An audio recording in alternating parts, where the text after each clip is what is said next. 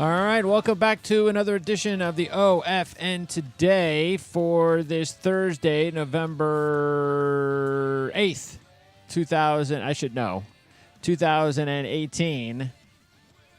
I'm Greg DePalma as we have some more NFL games, including tonight, big one, Carolina-Pittsburgh, to dive into. 4 NFL, 4 college football, Big Mountain West game to talk about tomorrow night, Fresno State at Boise State. And also at the top of the hour, we'll talk some fantasy football with Scott Engel from RotoExperts.com. But first, let me introduce Ted Sevransky from Covers.com to the program. Ted, how you doing? I'm doing great, Greg. How about yourself? Yeah, almost as bad as me. I'm doing all right, Ted. So, yeah, it's starting to get fun, though, because it's getting serious. We're into November, a few more weeks, and Thanksgiving starts, and we've got all that kind of stuff, and then we really know it's getting serious, but especially in college because the games get more and more important. But we got a really good NFL game tonight. How rare is it for us to get one of these games on a Thursday night, Carolina-Pittsburgh, especially after what we had to watch last week? Sure. Well, on paper, it's supposed to be a good game. I mean, the NFL knowingly puts out an inferior product on Thursday, and they're fine with it because they make a lot of money with the Thursday NFL TV rights. I don't get involved a lot with the Thursday night games because, part of it, the matchups haven't been very good, but another part of it is that in terms of it is a difficult handicap because you're not getting teams in their normal rhythm and routine when they play in these Thursday night games. So, yeah, on paper it's supposed to be good. We'll see if it turns out that way. Have you noticed anything at all? Like, do you at least go into it, like you say, with a bye with certain coaches and say, well, let me just check and see how Mike Tomlin does on Thursday night games or Ron Rivera? Well, one thing that I definitely look at is season-long trends, and the season-long trend is that if you have to travel on Thursday night, it's been a problem. It has not been good for the Panthers side of the equation. Oh, Now, there have been a couple exceptions. There was the Eagles over the Giants. There was last week San Fran over Oakland. Those are bus rides, worth noting, as opposed to plane flights. All right. Interesting. Well, look, both teams are coming in really hot, and you take a look at Carolina, which is actually the way that I'm going to go. I think it's 3.5 right now. I just look, really no matter what happens in the game doesn't really mean anything for the playoffs, but I just like Carolina more than I like Pittsburgh. Pittsburgh, they're playing their best football of the year. It's better that they don't bring back Le'Veon Bell. I don't think there's any question about that. They've won 4 straight up and against the spread this year, while Carolina's won 3 straight up and against the spread. They've won 5 out of the last 6. This one is so I get in these games and national TV, and I'm looking at this as both teams. There's no pressure on them. They're both sitting there in perfect position to make the playoffs, so no pressure. I think this is one of those, okay, we're on national TV. We're going to show everybody how good we are, so we're going to get the best, or at least we would think we're going to get the best out of the stars in this game. I just like Cam Newton a little bit better in this spot, and I think this is one that might be even long overdue because Pittsburgh has a rep, but Carolina, they don't have the same rep as Pittsburgh. I think Carolina wants to go out there and prove themselves. So, but look, we know this game can go either way, and I know this is probably not a game like you said that you probably should touch. It's a game you should just enjoy. Well, yeah, and I mean, worth noting one more case for Carolina here is, of course, the Antonio Brown. Was he arrested last night, or was it just a speeding ticket? I know he was going 100 miles an hour in a Porsche on the local streets the night before the game. That's not necessarily a great sign for the Steelers, and we've seen money come on Carolina as a result. Interesting. Yeah, I guess, Antonio is probably feeling bad about the fact that Le'Veon Bell ain't around to screw around with the media, so he's got to do it himself. And this is part of the problem why I've added Carolina twice on my futures this year. I did it last week before their game, and I just really like this. And we talked about this also in the beginning of the season, that when you have a Cam Newton, you're going to have a shot. I thought he played big time in the playoff game last year against the Saints. It was not his fault that they lost that football game against the Saints. So everything that's going on right now with their offensive line is really, it shows you a lot about Rivera and Newton. And also, I think the biggest reason why we're seeing that is because there's not even close. Cam Newton has never had this many skill position weapons at his disposal, especially now that Curtis Samuel's healthy and that DJ Moore is starting to learn how to play in the NFL. You throw all that into the equation with Devin Funchess and a healthy Greg Olsen and McCaffrey in the backfield. And, yeah, the offensive line isn't where you want it to be, but he's got weapons. Sure, and you left out, in my mind, the most important name out of any of them. Some guy named Norv Turner, who has a pretty good track record of coaching up NFL offenses. Sure. And who was criticized.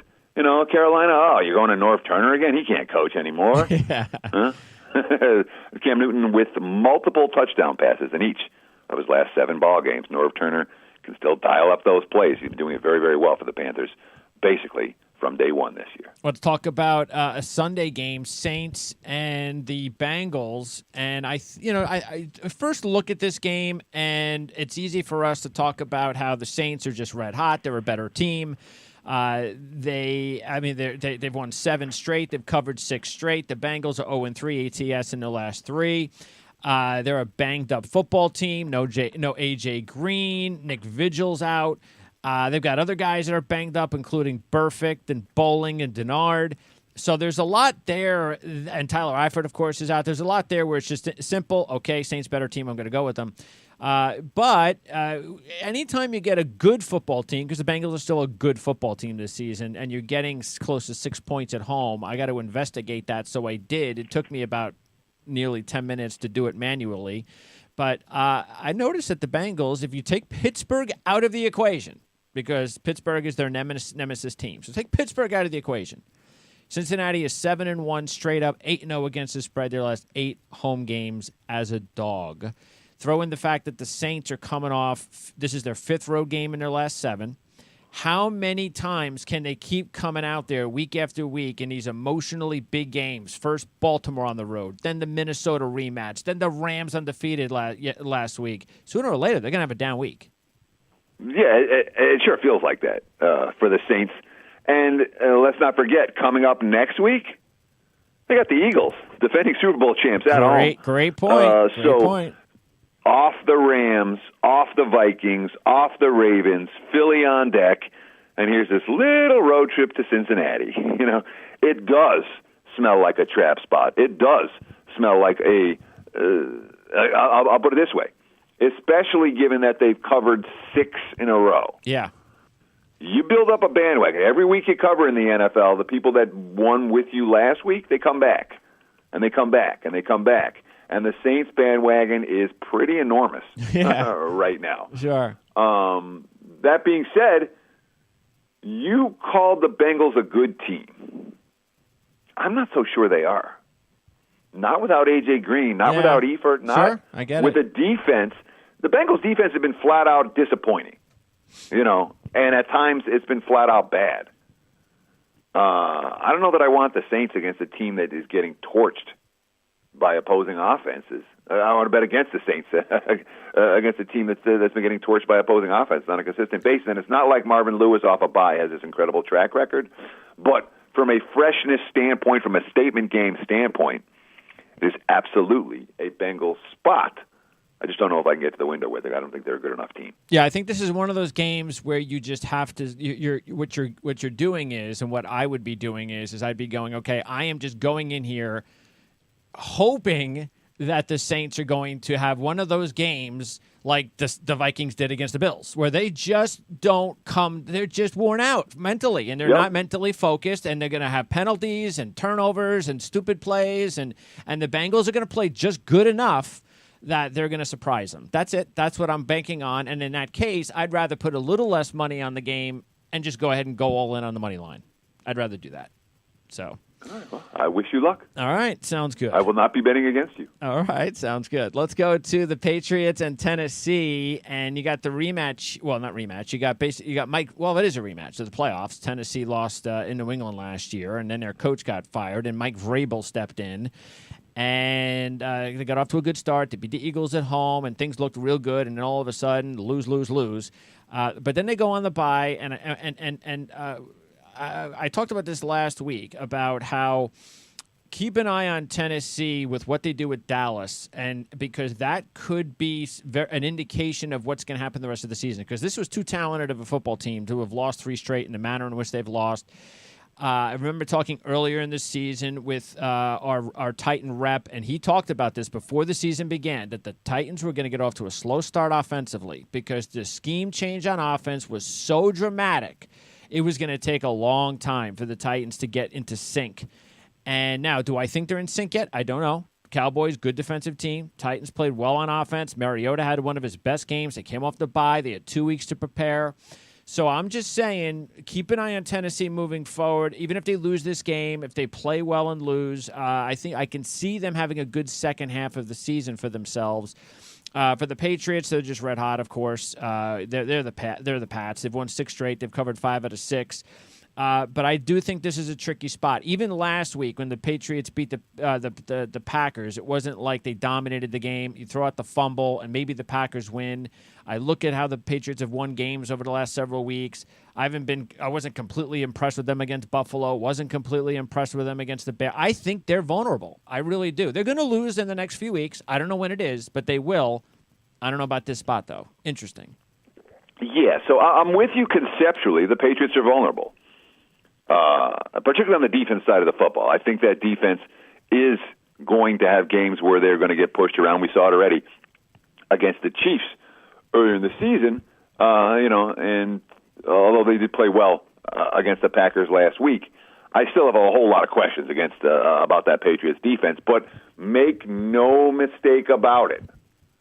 2016, New England Patriots, dominant team and the best point spread team in the NFL.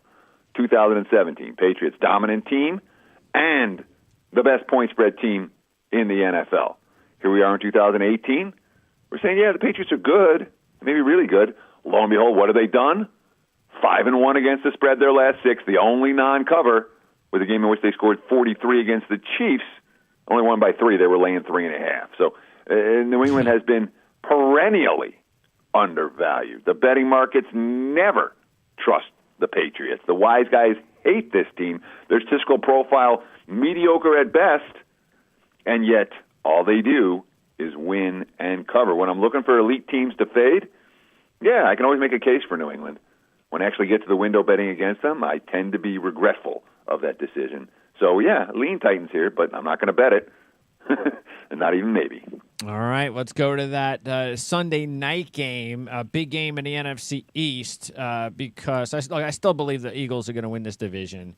Redskins came back down to earth big time. Their offensive line is an absolute mess. So I got to believe, by the way, I know we're not going to get into that game, but I got to believe. Please tell me that the reason the Redskins are a 3-point dog is because they basically have 5 new guys on the offensive line.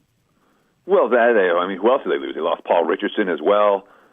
Somebody else. There was another key. Yes. But there's been heavy money on Tampa in large part because the Redskins will be missing, I believe it's 4. 4 out of the 5? Yeah, okay. Yes. You know what? Even with a backup offensive line, I still might be willing to take the Redskins. But anyway, let's go to Dallas and Philadelphia. The Eagles are favored by 7. And they lead Dallas by a game for second place. Cowboys they had opportunities early to beat Tennessee. They screwed that up. Now they go into this big divisional matchup with the Eagles. Interesting here in this series, over the last 5, the favorite has won each and covered each. I think it will be 6. I think the Eagles are ready to go on a roll. They're not the team they were last year. They still have to get to that point. Will they? Don't know. They're not there yet, but they're better than Dallas. And I know 7's a big number, but I'll go ahead and give it. Sure, and remember, when you're laying 7, that means you got to win by 8. True. You got to win by more than 1 score to cover the number. And we've seen heavy Philadelphia money all week. This was 6 and 6.5 at the open. Now the 7s are getting bought up. I wouldn't be surprised if it's 7.5. By kickoff. So if you do like Philadelphia, I bet them sooner rather than later. And every possible sign points towards the Eagles this week. We saw what Dallas was last week, which is mediocre. They're a mediocre football team. They've looked like a mediocre football team all year. They were a mediocre football team on Monday Night Football. Now you have a short week with travel against a rested foe. Eagles coming off a bye. Eagles with a chip on their shoulder. Eagles not in first place in the division. And Eagles clearly the best team in the division right now. So there's a whole lot of factors pointing towards Philadelphia here. I do have one concern. we think Philly off the bye, what a good thing it is for the Eagles. And it would be if they still had John DeFilippo and Frank Reich on the staff. Mm-hmm. I wonder if extra time with Doug Peterson hurts the Eagles as much as it helps them. Okay. You know, Peterson is not an X's and O's guy. You know, Peterson's, I took too many hits as a quarterback, and I've got CTE guy, and I got the job.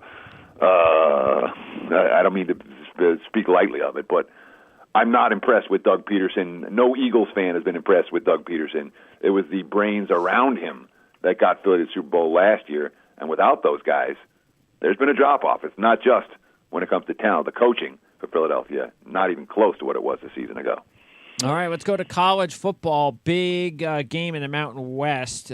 Could be Mountain West game of the year at this point. Fresno and Boise rematch of the Mountain West Conference title game last year. And that win by Boise at home makes it 6 straight home wins in this rivalry. This one is, I'll tell you right now, I don't care what happens in the game. I am 100% committed to Fresno here. This is probably going to be, if not my top pick, one of my top picks of the week. They are clearly a better team than Boise State. Boise's all name recognition. That's all they are. It's all history, Onyx. That's it. Fresno is on an incredible run right now. They've won 7 straight up and against the spread by a 275-77 margin. They're killing everybody. Boise, I mean, they could barely beat BYU and teams of that nature.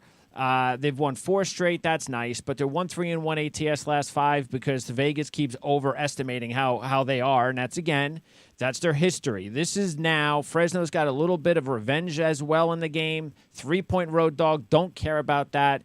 Didn't even care about what Boise is as a home dog on the turf. I'm sure there's some trends in there that might work against me. Don't care about it. Number 1 tackler Ryan Wimpy's out for the year for Boise. Throw that into the equation. Fresno gets their revenge, and I say they win the game as impressively, if not more impressively, than the way San Diego State did earlier this season. I'll take your action. Fresno State, number 1 defense in the Mountain West in scoring, passing, third downs, red zone scoring, red zone touchdown percentage, fewest explosive plays of 20 or more yards allowed, and most interceptions. Number 2 in total defense and turnover gained. Wow, look at that Fresno defense. They're amazing. Oh, geez, I forgot to look at who they played this year. Cole McDonald from Hawaii, Dorian Thomas-Robinson from UCLA, Mitchell Guadani from Toledo, Sherian Jones from New Mexico, Max Gilliam from UNLV, Christian Solano from Nevada, Zach Anixtad from Minnesota, Tyler Vanderwall from Wyoming. Half those guys are backups. None of them are any good, and none of them are named Brett Ripien, okay, who can play. So Fresno's been beating up on patsies and beating up on bad offensive teams, and now they got to face a real team on the road.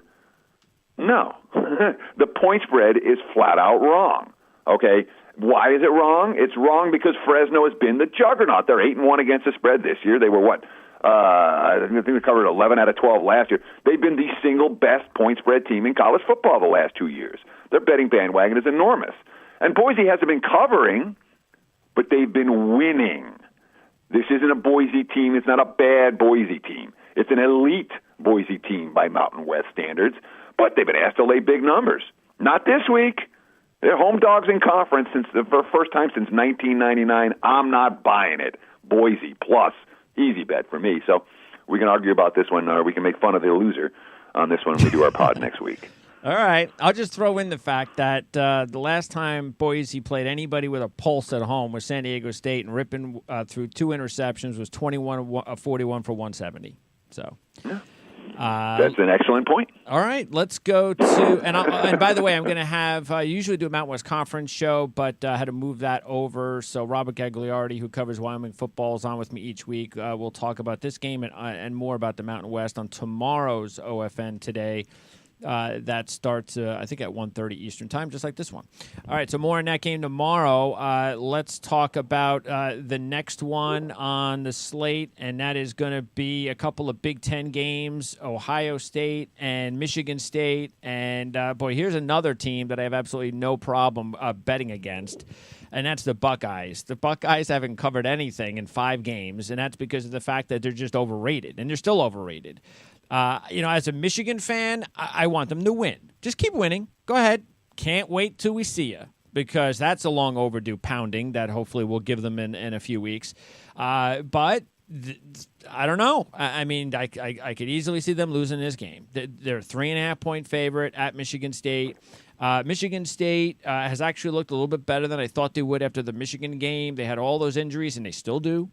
But the quarterback position isn't as bad as I thought it was going to be when Lewerke went down in the Michigan game, so I still think that that's okay. They're still a well-coached team. Interesting, in this series, the Dog has won 5 out of 7 outright and covered 6 out of 7. But Ohio State blew out Michigan State last year. So Michigan State does come into this situation on a 48-3 loss revenge spot. I would go Michigan State in this game. It's not something I'm giddy over, because I'm only getting 3 or 4 points with Ohio State, and I'd rather be like I was with Purdue, where I'm getting double digits and I got a fat money line. So I like the game, but I don't like it that much because it's such a small line. Yeah, I'm with you. I'm with you 100%. In fact, in the concept of I want to be betting against the Buckeyes, but the time to do that's been for the last month. Where they've 0-5 ATS their last 5. Their only Big Ten cover this year came at Rutgers. Yeah. And that's it. And their defensive numbers have been abysmal. The Purdue game were awful. Nebraska game were awful. They give up more than 450 yards. That's not what we like per game. That's not what we want to see from a road favorite. And of course, we do have a very competitive series, in 2015, 2016, combined margin 4 points between these two teams, and then last year 48-3. So we do have a Spartans team that's very much in revenge and has shown the ability in the past to hang tight with Ohio State. And of course, we have D'Antoni. D'Antoni is an underdog. He's something like 25-10 ATS. Catching points. He's been real good in this role, a consistent money maker. But there's a problem here with the Spartans, in that they cannot score. I backed them last week against Maryland. I thought the price was right. Hey, I'm laying a field goal in a game where you're facing a one-dimensional offense and we don't have to score. Sure. And what they get? They scored on defense. They got in the end zone. Lewerke's not right. No. He's been banged up all year. He hasn't averaged 5 yards per attempt any of his last 3 ball games. They're better off starting Lombardi. No, I thought they were starting Lewerke. No, I'm just saying they're better off starting Lombardi. Yeah, but they're we can say what they're better off doing. They started Lewerke last week. Yeah. And the impression I got is that he's going to be the guy moving forward unless he's too hurt to play. And he's not very good right now, which worries me. They haven't scored more than 21 points in any of their last 5 ball games. Yeah. And they haven't faced, while we don't like Ohio State's defense, it's not like from a talent perspective that they're hopeless. Spartans' offense has been struggling to move the football against lesser defenses in this one. All right, another Big Ten game, and this one, look, it only has significance in the West in the Big Ten if Iowa can pull out the win. Now, just how interesting this is, Northwestern is right now in the driver's seat in the West, and they're getting nearly 11 in this spot at Iowa. Conflicting trends going on here, and that is the fact that Northwestern is 6-2 straight up. 8-0 against the spread their last 8 as a road dog. That's very impressive. Road dog, 6 out of 8 wins. And for Iowa, they've won and covered every game this year as a home favorite. So if we dip into the series, the favorite is 6-1 straight up and against the spread in the last 7, which would favor Iowa. But again, confliction, Northwestern has won the last 2 straight up and against the spread. So the trends just work themselves against each other, and you just got to say to yourself, what do you think? And I look at this game, and I go, okay, unless Northwestern was beaten down emotionally and physically by the Notre Dame game, and this was discussed several times last week on this network about what game was more important to Northwestern, this game or the last week's Notre Dame game. And you don't want to wear yourself out against Notre Dame when this game actually means more. So I tell you what, 10.5 is a lot to give up. I'll probably, if I take the game, I go Northwestern. And I'll say this, as I always say, if I'm looking for money line straight up plays, I think Northwestern is a pretty good money line play. It's not easy to find a first place team in a division that's a pretty good team this season compared to Iowa, who's pretty good, getting 11, which means I'm getting at least 3-1 on the money line. Yeah, of course, the issue with the Wildcats has been the injuries. and their injury report, I mean, when I say it's a mile long, it's like 2 miles long. It's as bad as any injury report in college football, which is why the line is where it is right now, despite the fact that Northwestern continues to cover. All you do is take the dog in Northwestern games. Duke games, too, by the way, for what it's worth. Duke, the dogs covered each of the last 8 Northwestern. If you bet them late, you could have caught plus 10, plus 10.5 even. You could have cashed last week or gotten a push without any problem. Prior to that, the dog had covered. And every game, it's been a very interesting series. Last 5 years, 3 very tight meetings. 2 of them went to overtime, including last year's game. And then 2 complete and utter Iowa blowouts where they just killed Northwestern. And this game has that feel. Iowa could blow. Northwestern's offense, again, it's a banged-up unit. They're not going to control the line of scrimmage here. It's not the game where I'm expecting Northwestern to get much more than they scored last week. This is an offense that has routinely been held, in teens and 20s. And you worry about the Iowa pushing them around at the line of scrimmage. But here the Hawkeyes, they were fat and happy 2 weeks ago, went on the road and lost at Penn State, a hard-fought, down-to-the-wire battle, lost at Purdue, hard-fought, down-to-the-wire battle. Yep. Now they got to lay doubles here, and it is not an explosive offense. I know they've been good home chalk this season, but, Nathan Stanley, people tell me about his NFL upside. Good luck if you draft Nathan Stanley. Knock yourself out. He's not an NFL quarterback, in my opinion. But you're not going to draft him early. Yeah, it's not a. Well, I tell you right now, I think he's better than Beathard.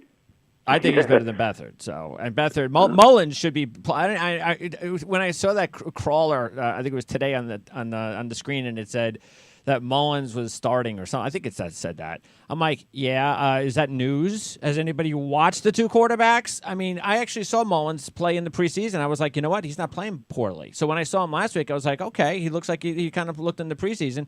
Beathard's no good.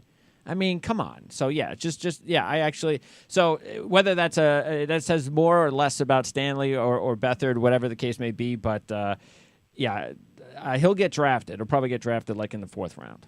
Yeah, I'm sure he will. He'll be, one of those 4th or 5th round project guys that sits on somebody's bench and ends up getting in as a backup and then, playing like C.J. Beathard has. But the whole point is that Iowa's offense is not built on explosive plays. No, it's not. And when I'm laying doubles, I want the teams that get the explosive plays, period. Yeah, they're all tight end. That's it. Their 2 top receivers are tight ends. So as far as Northwestern, even if they lose this game, I still think it's going to be hard for them not to play in the Big Ten championship game because they've got the win over Wisconsin. So, and Purdue both. The 2 teams. Yeah, and Purdue. They have a 1-game lead over Wisconsin and Purdue, and they have the win in hand. So it's really a 2-game lead over Wisconsin and Purdue. They'd have to lose out. Yeah, and it's not looking. Yeah, with their schedule, that'd be a surprise. So, last game is Sun Belt, and we don't talk too much of the Sun Belt, but this is one of the biggest Sun Belt games of the year. And that is Troy and Georgia Southern. Troy will play App State at the end of the season. So basically what this game means is for either team, they control their own destiny. If Troy wins the game, then they'll have a chance to play in the Sun Belt Championship game by beating App State the last game of the season. If Georgia Southern wins, then you can pretty much lock up the fact that they'll be in the Sun Belt inaugural championship game with wins over both Troy and App State. And that's the way I'm going to go. They're a 1.5-point dog at home, Georgia Southern. First big start for Sawyer Smith, who took over for Caleb Barker about a month ago. So now he's got to play one of the top teams in the league on the road. That's a big spot. Georgia Southern is 3-0 straight up against the spread. Last 3 is a home dog. They won both games this year as dogs at home in that situation, beating 2 of the best teams in the conference, App State and Arkansas State.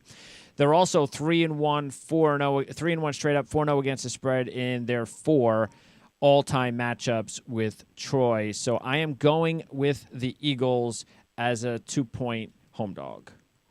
Yeah, I stepped in front of Troy once this year, and I wasn't real happy with the result.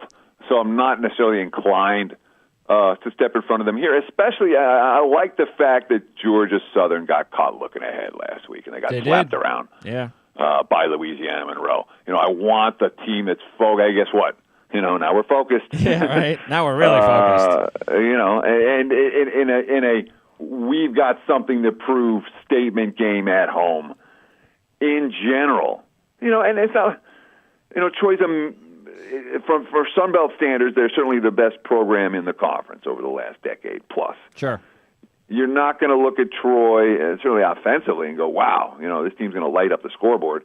That's not how they're built. They're a solid defensive team, but it doesn't always work against a team that can move the football very effectively with a unique offense. So it's not a game I'm betting on, but I certainly wouldn't talk you out of the Georgia Southern side of the equation.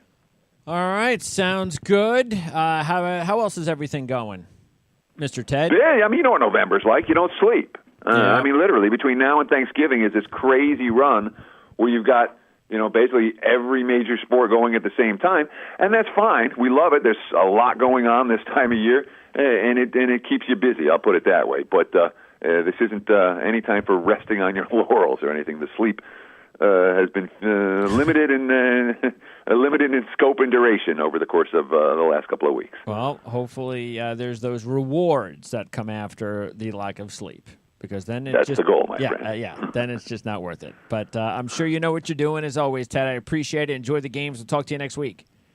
Sounds good. Best of luck. All right, you too. All right, that's Ted Sevransky, and he is also known as Teddy Covers.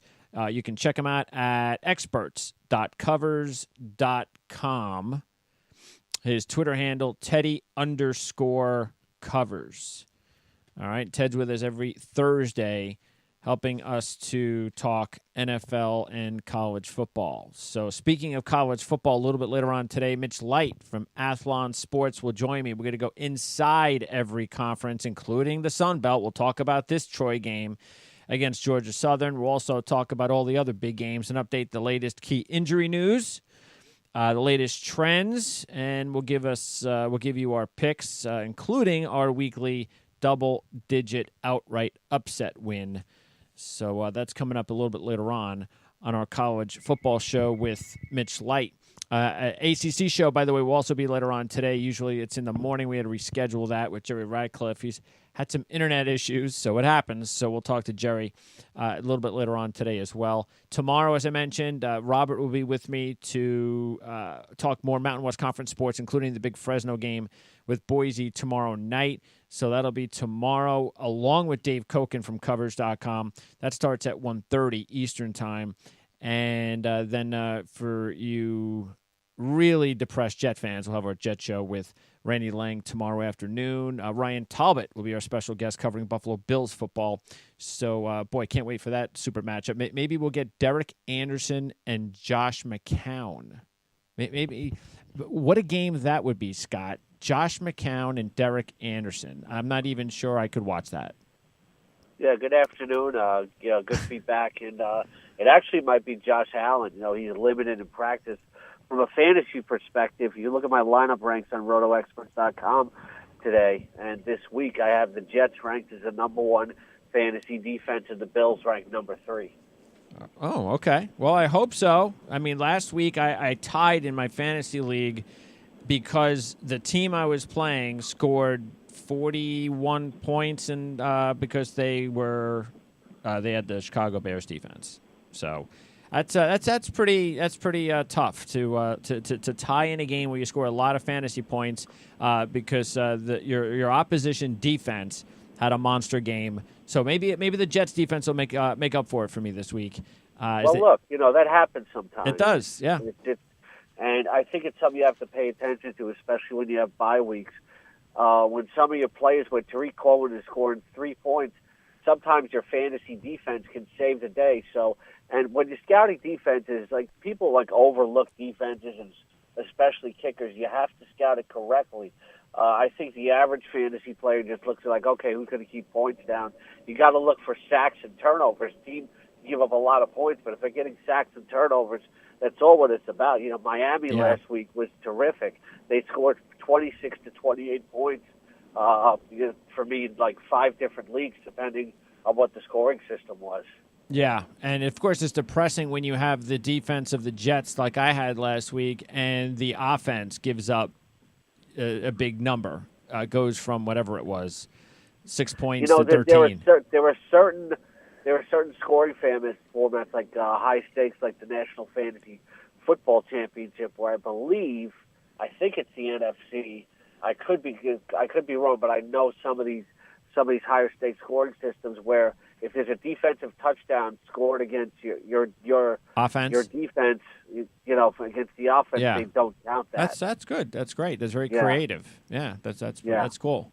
So what's right now at this time of year? Again, it's kind of hard. You take a look at some of the free agents that have been taken this. Was there anybody that was that was out there this week? Because I was trying to think myself, and I really think so. I mean, I picked up. Who did I pick up? I picked up. I picked up Samwell. I mean, I already have DJ Moore, so I picked Samwell up. But there were a few guys, including some receivers, that were out there. But I didn't see anyone that was like a must get. I mean, maybe Giovanni Bernard. I mean, he could be interesting because he comes back off of the injury. I know he's probably available out there. He's been out for a month. And when he was playing his last couple of games, he actually played pretty well. So he was somebody that was interesting. So was Larry Fitzgerald. Those are some guys that I was looking at. Yeah, Gio's interesting because the Falcons are so bad against receiving backs, and if you got a bye week, he's somebody that you can consider. Mike Davis, I think, was a must get. 17 PPR points last week, and he didn't even have his best game. He had like 107 yards from scrimmage and 7 catches. And Chris Carson's not looking too good for this week. Josh Adams of the Eagles. We haven't heard anything out of Philadelphia yet officially, but he could get the chance to start or see extra carries this week. Elijah McGuire from the Jets, if he didn't pick him up the previous week. Maurice Harris of Washington, with a very good matchup there. Again, he was somebody else to consider. You mentioned Adam Humphries as well. So if you have a quarterback on a bye, especially if you're a Patrick Mahomes owner, we really don't know what's going to happen with Nick Mullins. But if he can keep up what he's doing, and you're a Patrick Mahomes owner, Patrick Mahomes had a bye in Week 12, and Nick Mullins plays Tampa Bay. Interesting. Okay. Yeah. I was talking about it with Teddy just a little while ago, where I saw on the screen. The bottom of the screen on one of these stations, they talked about Mullins maybe being named the starter this week or something like that. And that's already happened. He's been named the starter. Yeah, I mean, but I was like, why is that news? Why would the Niners even think? Why would they have to tell us that Beathard was going to start this week? Come on. I mean, how bad of a coach would Kyle Shanahan have to be for us to actually need to know that Mullins should start this week, whether Beathard was healthy or not? So he earned it. Sometimes coaches, don't want to let on who they're starting because that's true. If they publicly say, maybe they can, keep the opposition on their toes and say, okay, we don't have to study film on. We have to study film. We got to be ready for both because when Mullins came in last week, and we have a show on the Fantasy Sports Network. It's radio, it's television, YouTube simulcast called Lineup Block Live from 10 to 1 every Sunday Eastern, and it also features former Jet Sam Garnes on it. I know you remember Sam, and I was talking to Sam about it, and he said, agree with me the reason why Mullins. Well, look, he took advantage of what the defense gave him, but they had no film on him. They had no tape on him. Sure. So the Raiders, as bad as they are, they didn't know what to expect, so it made him look even better. How good is Mullins going to look when the teams start to figure out his tendencies? Well, look, I mean, I'm not trying to. There's no way am I sitting here trying to say, and I did. And by the way, this is why I always tell people that I think the preseason. Matter. Now, I'm not talking about wins and losses, of course, but matters for a certain percentage. It might be 30%, and the reason is because you do find out about things that go on in the preseason that matter in the regular season, and this was a perfect example because when I watched the Niners play, I was not wasting my time when I was watching, say, third quarter, second preseason game, San Francisco 40. Why are you watching that? Well, I want to see all the players. I want to see what they look like. And you know what? I was watching the kid Mullins play, and I was going, hey, you know what? He ain't playing that bad. Interesting. He's somebody to maybe, register for my notebook whenever he gets an opportunity to play. Look, nobody expected him to play that good. but it wasn't like he was completely miscast, and even in the preseason was lucky to be on the team and just came out and played particularly well in 1 week. And he played really well because he actually looked pretty good in the preseason, and Kyle Shanahan's a hell of an offensive coach, but we know he's not Patrick Mahomes. So. No. But, he replaced Mahomes for 1 week. Yeah, on your fantasy team, yeah. What about the Bears receivers? Is there really anybody? I mean, I see Anthony Miller. I know he's a rookie. He's gotten some more reps and stuff because of injuries, but I don't know. It just doesn't seem like, I mean, besides the two running backs, is there really anybody that you feel confident about with Bears receivers? Like, even on the rise. Right now, Mitch Trubisky's like a top 12 fantasy quarterback. He's a QB1, not only because he gets it done in the passing game, but he also, has the rushing yardage. And Allen Robinson is practicing in full and should be back this week. Okay. Taylor Gabriel was like a 2-week wash, just like a 2-week flash, and that was it. He likes Trey Burton, and I think Trey Burton will continue to increase, and his production in terms of receptions and yardage. And he's got Tariq Cohen in the passing game. Trubisky finds a way to get it done. What about Adrian Peterson or anybody on offense with Washington with their offensive line? No NFL team has more issues on the offensive line heading into this week's game. Yeah, but they do go against Tampa Bay, which ranks 29th in yards in fantasy points allowed to opposing running backs. So even with the depleted offensive line, you have to look at it like a basketball game, like they're going to kind of try to slow down the pace using Adrian Peterson. Adrian Peterson, in the past, when he had offensive line, not offensive line issues, but like issues with no surrounding parts back in his prime, it didn't matter if you stacked the box against him or if there wasn't enough blocking. But now he doesn't run with the same power and authority that he used to. Although he's still a very good back, as we've seen. But, this is a good matchup for them, and he can at least, finish drives at the goal line. It's going to be interesting, too, because Alex Smith had a really good matchup last week. He threw for 300 yards, but just one touchdown pass. And I think Maurice Harris, if Jamison Crowder doesn't play, can have a really good game. Jordan Reed's been disappointing, and I think if you're really desperate, then Jordan Reed's a little banged up. I think Vernon Davis could be a very sneaky play, especially in daily fantasy games. All right. What about the Bengals with A.J. Green now? Because I actually have A.J. Green on my fantasy team. He was my fourth receiver, actually. I was able to pick up in the draft, so I was real happy to get him at that value spot.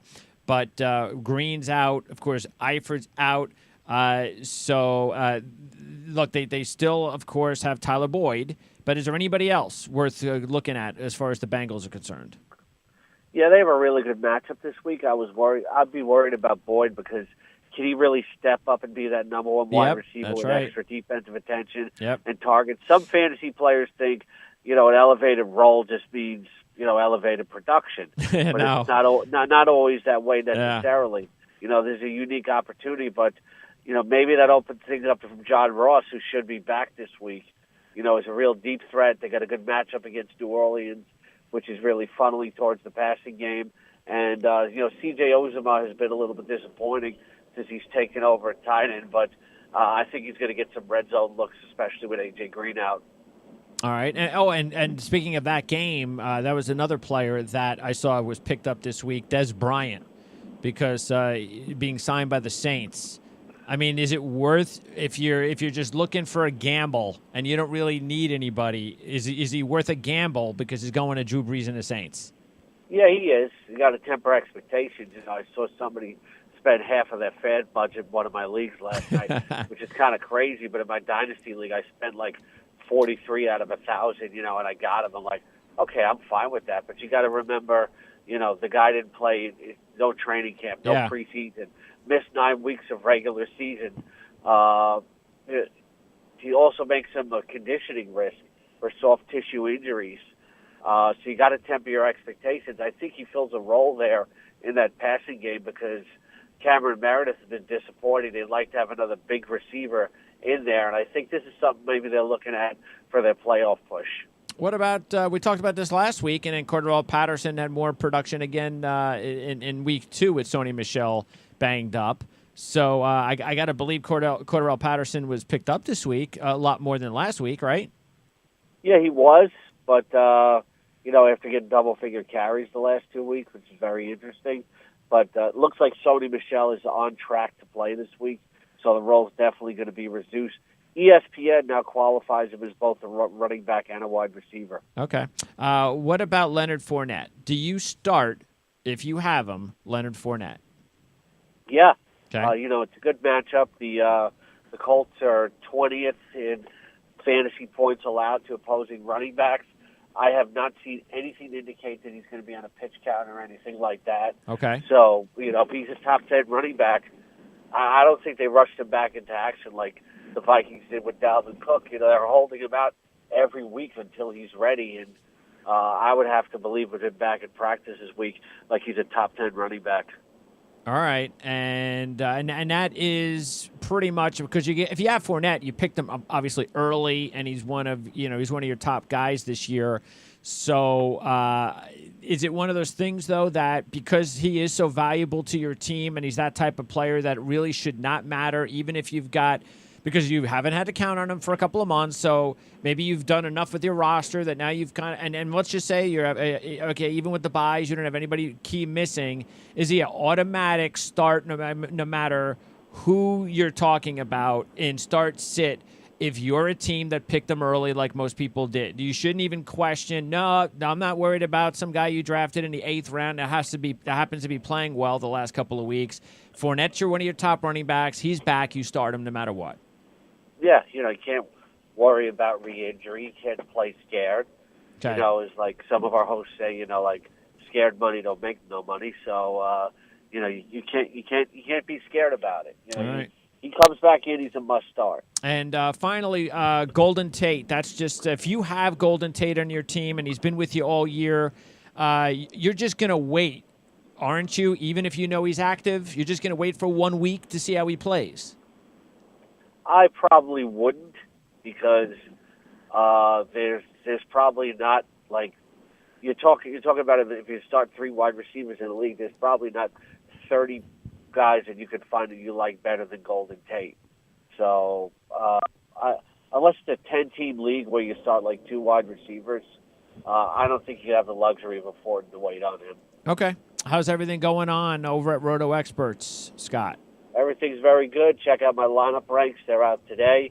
We got some great free content for people as well. So go check that out. Check out our touches and targets report, the latest from Inside Injuries, and don't forget to check out dailyroto.com, where we produce 7 millionaires, and the lineup optimizer is a great, great tool. Thanks a lot, Scott. Enjoy the football. We'll talk to you next week.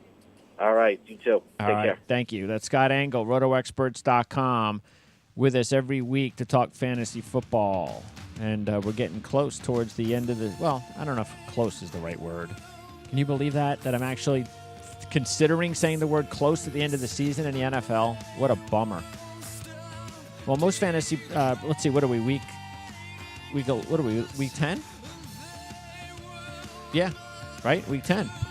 So, what playoffs start, week 13? Week 14, 15? No, week 14 usually. So, 10, 11, 12, 13, 14, 5 more weeks. So, I guess next couple of weeks, I'm going to use the word close regarding the playoffs. All right, anyway, enough of that depressing news. So, I want to thank Ted Sevransky from Covers.com for joining us, and, of course, Scott from RotoExperts.com. Later on, ACC football talk.